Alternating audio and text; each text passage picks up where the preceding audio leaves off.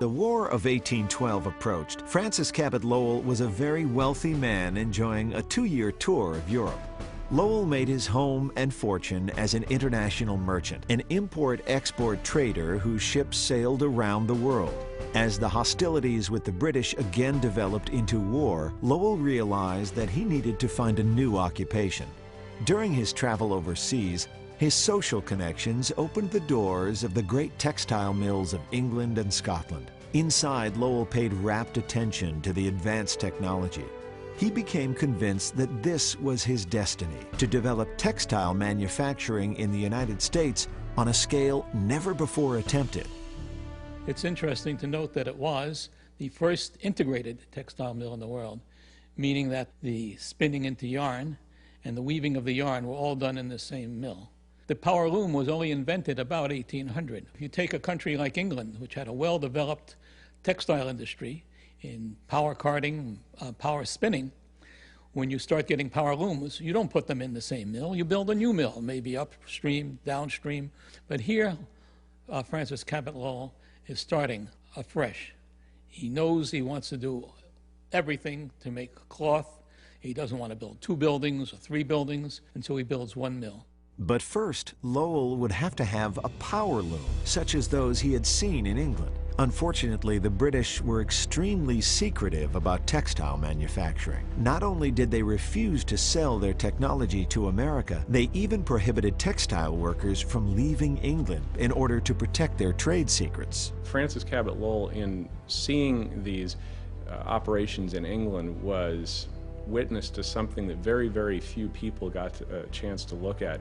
And again, it was only because of his standing as part of the aristocracy of the United States. He memorized the plans. His ship was searched twice by the British. They found no evidence of plans or notes or anything. And then he came back to Boston, and he immediately set to work on developing a prototype of the power loom. He got together with a man named Paul Moody, who built this equipment, never having seen it, only having seen a drawing that was made after the fact, and it worked.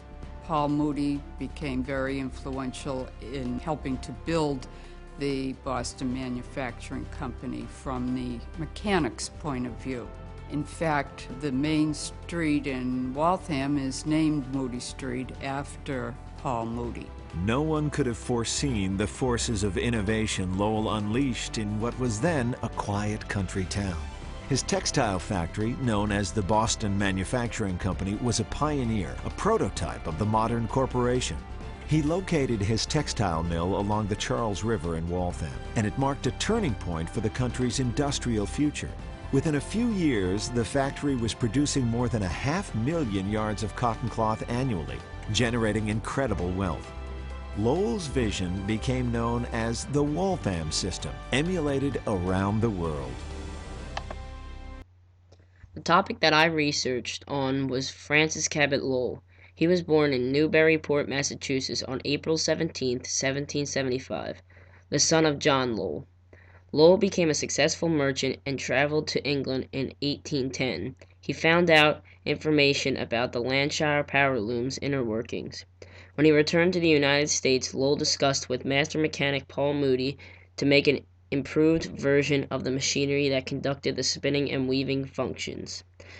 The factory that they built was the first to include all stages of cotton manufacturing in one single building. In 1816, Lowell successfully was able to add cotton to the U.S. Tariff Act of 1816. He was known for having concern for his workers. He established a housing and living area for his employees with education and other remedies. He recruited young ladies and ensured that the standards remained high so that the families could feel comfortable sending their daughters to work in the mills. Lowell died on August 10, 1817, in Boston, Massachusetts. In 1826, the textile city of Lowell, Massachusetts, was named after him.